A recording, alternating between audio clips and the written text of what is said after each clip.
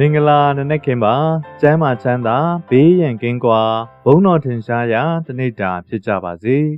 ဒီနေ့မနေ့ရန်ကုန်မြို့နယ်တဝက်ရဲ့ပူချိန်ကတော့26ဒီဂရီရှိပြီး30ဒီဂရီရှိတယ်လို့ခန့်မှန်းရရှိနိုင်ပါတယ်အများအားဖြင့်မိုးအုံပြီးတော့မှနေရာနဲ့မိုးထစ်ချုံရွာနိုင်ပါတယ်မြင့်ဆုံးပူချိန်ကတော့30ဒီဂရီဖြစ်ပါတယ်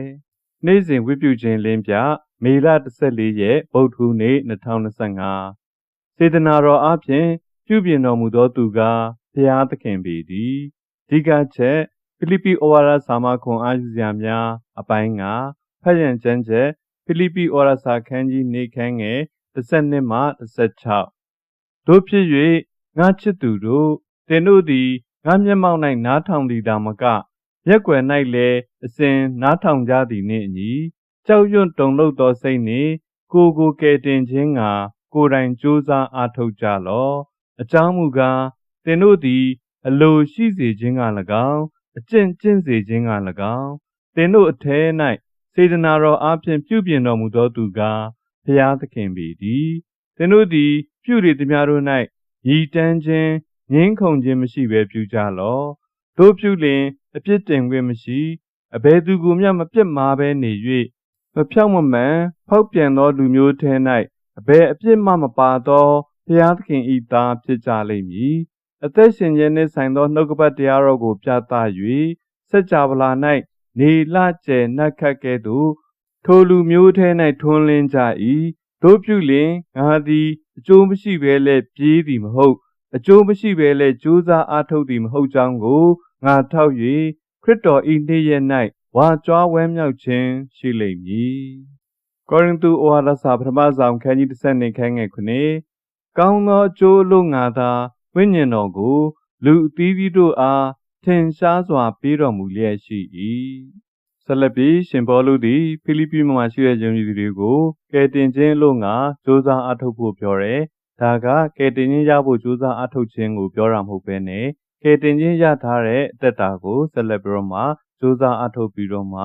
ပြသဖော်ထုတ်သက်သေထူကြဖို့ရန်ဖြစ်ပါတယ်အဲ့တော့ပြောချင်တာကကယ်တင်ခြင်းရပြီးတဲ့အခါမှာသတိလက်လွတ်နေဖို့မဟုတ်ဘူးတခြားသူတွေကကိုယ့်ကိုကြည့်နေတယ်ကိုယ့်ရဲ့သက်တာမှာကယ်တင်ခြင်းရဲ့တဒံတွေကယ်တင်ခြင်းသက်သေတွေကိုဖော်ထုတ်ပြသနေဖို့လိုတယ်ရှင်ပေါလုရှိတဲ့ချိန်မှာလည်းသူတို့ဒီဘုရားစကားကိုနားထောင်တယ်လို့ရှင်ပေါလုမရှိတဲ့ချိန်မှာလည်းကြောက်ရွံ့သောစိတ်နဲ့နားထောင်နေဖို့ကြိုးစားအားထုတ်နေဖို့ရှင်ပေါလုတိုက်တွန်းထားခြင်းဖြစ်ပါတယ်ဒီနေရာမှာကြောက်ရွံ့တုန်လှုပ်သောစိတ်ဆိုတာပါတယ်တခြားအရာတွေကိုကြောက်ရွံ့တုန်လှုပ်ဖို့မဟုတ်ဘဲနဲ့ကိုရရှိထားပြီးသားကယ်တင်ခြင်းကိုမေ့လျော့ပြီးစွန့်ပစ်ခြင်းမရှိသွားအောင်ကြောက်ရွံ့တုန်လှုပ်တဲ့စိတ်နဲ့ကြိုးစားအားထုတ်ရှင်သန်ကြဖို့ရန်မှာကြားခြင်းဖြစ်ပါတယ်။ဘာကြောင့်လဲဆိုတော့ဘုရားသခင်ကိုယ်တိုင်ကကောင်းတဲ့ခြင်းနေခြင်းမူကောင်းမွန်စွာနေထိုင်ဖို့ရန်အတွက်ယုံကြည်သူရဲ့နှလုံးသားထဲမှာ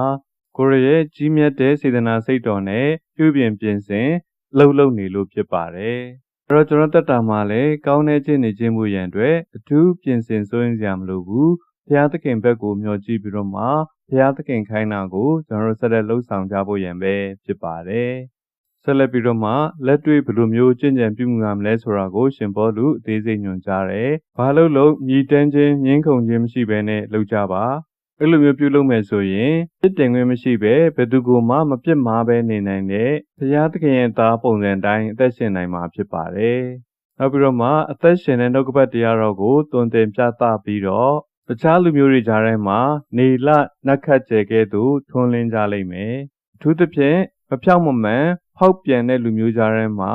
နေလကျဲကဲ့သို့ထွန်းလင်းပြီးဘုရားသခင်ရဲ့အလင်းကိုပြသတဲ့ဘုရားရဲ့သားတွေဖြစ်အသက်ရှင်ကြလိမ့်မယ်။အဲ့လိုမျိုးလှုပ်ဆောင်ခြင်းဟာလည်းရှင်ပေါလုတွေနောက်ဆုံးခရစ်တော်ရှေ့မှာဝါကြွားဝမ်းမြောက်ခြင်းအကြောင်းဖြစ်လိမ့်မယ်။သူမွေးထုတ်ထားခဲ့တဲ့ယုံကြည်သူတွေသည်ဘုရားစကားကိုနားထောင်တဲ့အခြားလူမျိုးတွေကြားထဲမှာနှုတ်ကပတ်တော်လင်းကိုဆက်လက်ပြသထွန်းလင်းခြင်းဟာသူ့အတွက်တော့ဘုရားသခင်ရှေ့မှာဝါကြွားဝမ်းမြောက်စရာအကြောင်းဖြစ်ပါတယ်။ရှင်ပေါလုရဲ့သက်တာမှာယုံကြည်သူခရစ်ယာန်တွေရဲ့သက်တာမှာလောကစည်းစိမ်ဥစ္စာတွေကျွယ်ဝတာကိုဝမ်းမြောက်ခြင်းတဲ့ဘုရားစကားကိုနာခံပြီးဘုရားလိုတော်တိုင်းသက်ရှင်ပြီးနှုတ်ကပတ်တရားတော်ကိုဝေမျှတဲ့သူတွေဖြစ်သက်ရှင်တာကိုသူပိုပြမဝမ်းမြောက်ခြင်းရှိပါတယ်။ဆိုတော့တတမှာလည်းမောင်မိုက်ထဲမှာအလင်းကိုပြနိုင်တဲ့ဘ ဖခင်ရဲ့သားသမီးတွေဖြစ်ကောင်းမွန်ဆုံးသက်ရှင်ခြင်းအပြင်ကိုယ့်ကိုကြည့်နေတဲ့သူတွေဝမ်းမြောက်စရာဖြစ်ဖို့ရန်သက်ရှင်ကြဖို့ဖြစ်ပါတယ်။ဆက်လက်ဆုတောင်းကြပါစို့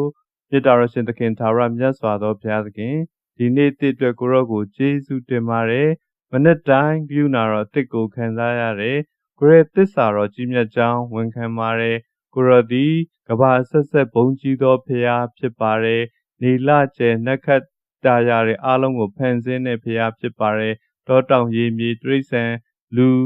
အားလုံးကိုပိုင်သားအုပ်စိုးတဲ့ဘုရားသခင်လည်းဖြစ်ပါတယ်။ကိုရဲ့နာမတော်သည်ကဘာဆက်ဆက်ဘုံကြီးတော်မူပါစေသော။ဒီနေ့မနေ့မှာလို့ထားရှင်သန်လာမဲ့သူတွေအားလုံးကောင်းကြီးပေးပါငြိမ်သက်ခြင်းပေးပါနေ့ချိန်မှနေအားဖြင့်ညချိန်မှလအားဖြင့်မိုးရေတွေအားဖြင့်ထိခိုက်မရှိစေဖို့ကိုရရှင်ထူးပြင်ဆင်ကြွယ်ကာကောင်းကြီးပေးပါသူတို့၌လောက်တတ်တဲ့ဘေးတွေကိုလည်းမထိရောက်စေဖို့မတက်ရောက်စေဖို့ကိုရရှင်ပြင်ဆင်ကြွယ်ကာပေးပါအထူးသဖြင့်လူသားချင်းညာတာချင်းကင်းစွာနဲ့လက်နက်ကြီးတွေဖြင့်လူတွေပေါ်မှာ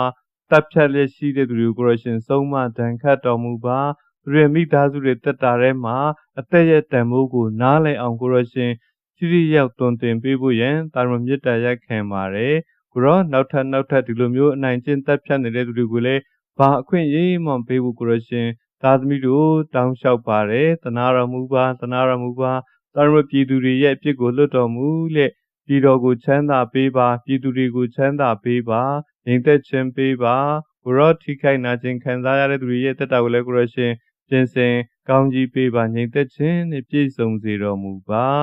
ပြစ်တော်ရှင်ဖဖျားမတရားဖန်ဆီးချုံနှောင်ခံသူတွေမတရားဆုဆောင်ခံသူတွေအားလုံးလည်းလွတ်မြောက်စေပါမည်အကြောင်းကောင်းကြီးပေးသနာတော်မူပါပြစ်တော်ရှင်ဖဖျားမာပြည်ကြီးကိုကိုရရှင်ကိုရတိုင်အုပ်ချုပ်မင်းလုပ်တော်မူပါမတရားပြုမှုနေကြသူတွေအားလုံးကိုရရှင်ဖယ်ရှားလက်ကိုရတရားမျှတခြင်းလွတ်လပ်ခြင်းချစ်ခြင်းမေတ္တာဖြင့်အုပ်စိုးလမ်းပြပို့ဆောင်ကောင်းကြီးပေးသနာတော်မူမည်အကြောင်းသခင်ယေရှုခရစ်တော်ဖျား၏နာမတော်မြတ်ကိုမြည်ပြုလက်သနာခံဆုတောင်းကြပါရဖဖျားအာမင်